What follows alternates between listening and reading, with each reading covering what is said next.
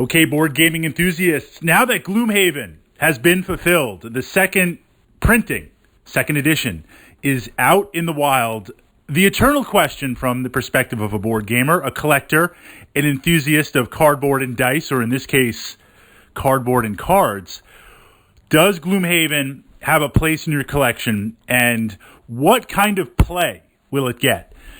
Right here, no spoilers. I'm not going to be giving away any spoilers because so much of this game, the uniqueness of this game, is in the discovery.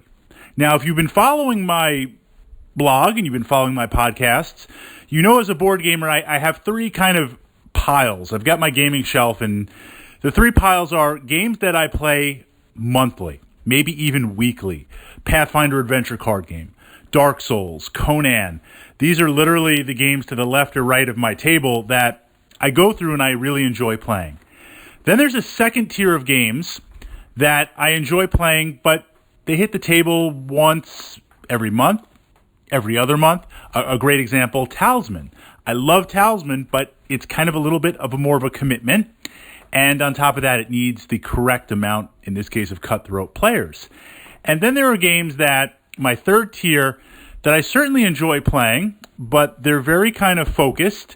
They need the right audience. They're a little bit more complicated in terms of setup and breakdown. An example would be TI, or I love it, but something like Space Hulk. Some of the later missions are very complex, and you really need someone dedicated to the Games Workshop lore to take the most advantage of the game. So with this, where does Gloomhaven fall? I am also a massive dungeon crawler enthusiast. So in acquiring this game, when I was looking at it, and you can only know so much from reviews because tastes are a question of what you like and don't like. I love Pathfinder, the adventure card game. I am dedicated. I am a fanatic of it. Others think like, hey, this game is just flip a card, roll a die. Well, there is something in there. So I'm reading all the reviews for Gloomhaven. I missed the first Kickstarter. I know there was a shortage of copies. Got involved in the second Kickstarter with the solo scenarios, and it was definitely the right call. Here's my take on it. Enjoying dungeon crawlers, enjoying a variety of them. There's no shortage of playing, and why Gloomhaven is probably my second favorite dungeon crawler. And the only reason it didn't hit number one as of right now is the fact that it is a time commitment. It is a space commitment. And some could say it requires two things. It's not casual play. It's either you're with a dedicated group and you're going to be playing once a week or every couple of weeks, or you're a dedicated solo gamer. I see the solo value of this game tremendous, where you could, I'm 2-3 weeks in. I intend to just keep this set up for the foreseeable future till I explore so much of it and then kind of get some other players in here. So why is this a very unique game? Where are the dice? First thing I'm looking, I love dice. It's that gambling nature in me. It's that chaotic neutral alignment. I will roll the dice. I will try to make something happen. I will go for the long odds. So the first adjustment was there's a lot of cards. There's a lot of dice. How are we going to do this? And as much as I love Ameritrash games, I'm not really a big Euro fan. I've got Settlers. I'll play it every now and then. I enjoy Stone Age every now and then, but to micromanage everything and kind of keep track of my resources and stuff like that, well, that's called real life and like what I do at work. So I was a little bit skeptical of having full control over it with no modifiers. That's not completely true. It's a hybrid. So you start off, you pick your character, whether you're controlling 1, 2, 3, or 4, and you have a number of actions that you can do. These actions are attacking, moving, picking stuff up, interacting with the environment. You pick 2 cards, and the top or the bottom of the card determines what you're going to do, along with an initiative order. So you have full control, 100% control over what you're going to do. But it's limited based on selecting the right cards and matching them not only to the situation at hand and the scenario, but also the synergy with the other players, other characters, whether you're controlling them or other people are playing them, the monsters, the scenario, what unique features on the map that you're up against. There's a lot of puzzle solving in there, but it's wrapped up and sugar-coated in a dungeon crawling setting, so you don't even know it. It really makes the characters very, very unique rather than generic fighter, generic rogue, generic spellcaster. And as you level up, cards get replaced, you unlock new cards, you unlock new abilities. Your character is constantly growing and evolving, which what I really found the excitement was playing the Cragheart, because he's kind of like my Warforged from D&D, Zonix, who I really love playing. So it's kind of interesting to port him over to the Gloomhaven universe. There's that duality in a dungeon crawling game where you start a character and it's new and it's fresh. But as you level up, it's just kind of putting, in other dungeon crawlers, I love Descent, it's kind of like putting the same powers and the same abilities, only slightly modified. So you get some more dice, you get a special dice, you get an exploding die. You quickly grow tired of that character class over multiple plays. Gloomhaven, right away, you have a lot of choices level 1, and as you level up with the perks, the cards, the synergy of and interaction of the magic items you acquire, every level is like a fresh new character. And I'm a few levels in with each of the characters, and there's that excitement when you gain a level. It's just not power, it's unlocking new abilities. That is very, very unique. Now, when you make an attack or you have something happen, you have a deck of cards that have a variety of modifiers in here. This is kind of the dice of the game. You could miss, it could do additional damage, it could do less damage, it could do double damage, and everyone starts out with kind of the same deck. But over time, through items and abilities and unlocking things, you can modify the deck by removing parts of it and augmenting other parts of it. So it's like having a custom set of D6 that you kind of chisel in and replace along as you go. Some very, very unique mechanics. So we have a very solid dungeon crawler that, for those who kind of nerd rage against the randomness of dice, you have full control. You have full ability to unlock, and you have to plan your moves, and every move is different. And for those like myself who are a little bit more, let's go crazy, let's go random, some of the cards are very powerful. How you use them, when do you want to use them, how do you want to use them, and every level you're unlocking. So we have that kind of engine with it. The other aspect, the uniqueness, besides the setting and a lot of the magic items and a lot of the character classes, are very unique. They are not generic McFantasy. They really, really are. So there's a freshness for someone that's used to the traditional, I'm a fighter, I'm a wizard, I'm a cleric, I'm a bard, I'm a sorcerer. There's some interesting classes that touch on those, but they're very unique to the Gloomhaven world, and you're learning about them. But where Gloomhaven has really captured my attention, and this is something that I've not seen before, and in my opinion, this is the closest to a role-playing game possible without a DM and in a box, and certainly it's a really big box. From the perspective of D&D, Dungeons & Dragons, I'm usually 90% of the time the Dungeon Master. And I have full access to the story.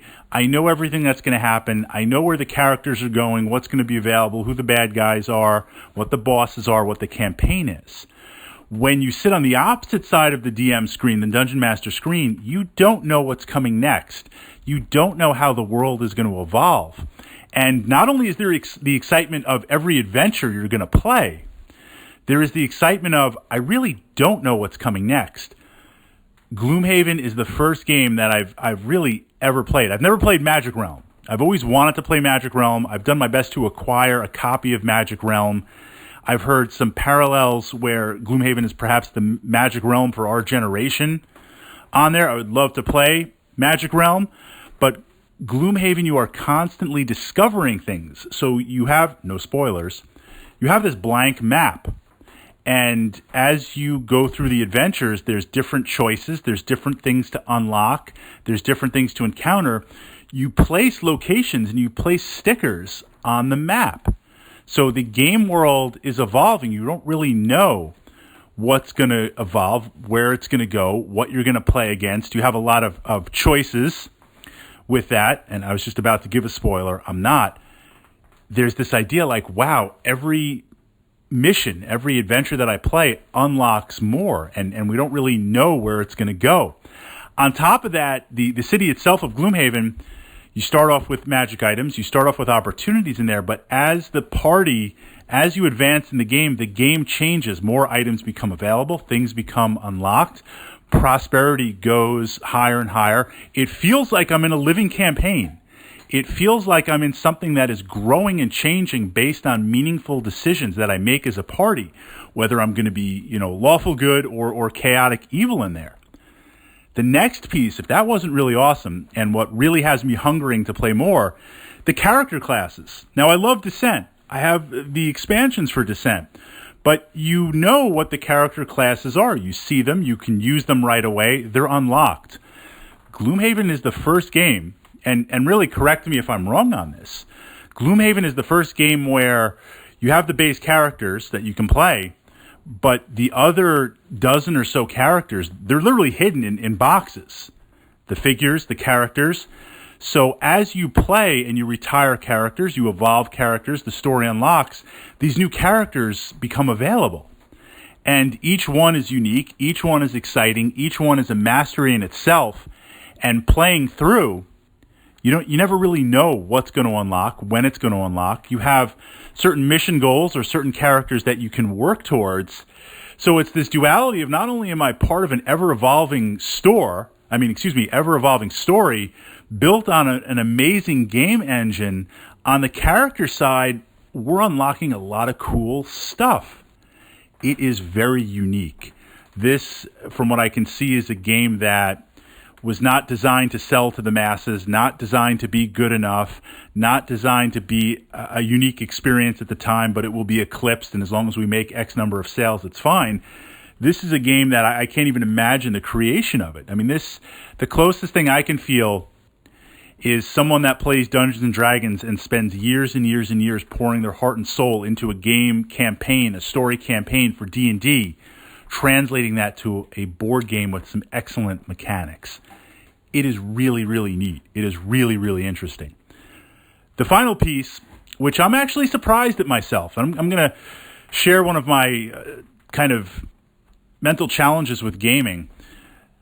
There are some games that I'll admit this once, and I'll never admit this again other than this podcast, because it probably is a little bit insane. There are some games that I love so much, and they're a part of my gaming life, that, yes, I've sleeved them, but I have one, I'm just going to come out and say it. I have Pathfinder the Adventure card game, I love it. I have 2 copies of it. I have one copy stashed away back in the gaming closet next to Space Fleet and Dark Future, and the other copy is kind of the beater copy that I play on, and I play with my friends, and I play with myself, and if a card gets trashed or it starts to wear, it doesn't vex me. Other games like Conan, I try my best to keep pristine. I know it's a game. I know you're supposed to have fun, but I've been through these issues where people spill stuff, and they kind of fold your cards, and it's like no respect shown there. That kind of drives me crazy. So a couple of games that I really enjoy, I have a second copy stashed somewhere. So Gloomhaven comes along, and here's a game that you're going to modify. It's kind of this idea. It's a legacy game, but not a true legacy game. You're going to be modifying it. You're going to be putting stickers on. You're going to be checking off on the game board where you visited, what you've done. You're going to be checking off different levels of prosperity. You're going to be modifying cards. And I find myself liberated from this idea that the game is not a museum that I'm going to preserve for the next 30 years, and then my descendants are just going to toss it all out anyway one day when I kick off, because they're like, games, who plays board games? It's something interesting to be freed from a game, if that's one of your hang-ups, that you're going to change, you're going to modify. The game is going to grow, the game is going to evolve, the game is going to kind of get those battle scars along the way. And the changes that you play now, every game is linked to the changes you play now and the decisions you make, while in the future other people can jump in on the campaign and jump in and play stuff. It's changed. It's evolved. It's different. And there are so many base scenarios. And on top of the base scenarios, we have the Kickstarter campaign scenarios. We have the solo scenarios. I'm sure at some point, because the game is, 2 years old?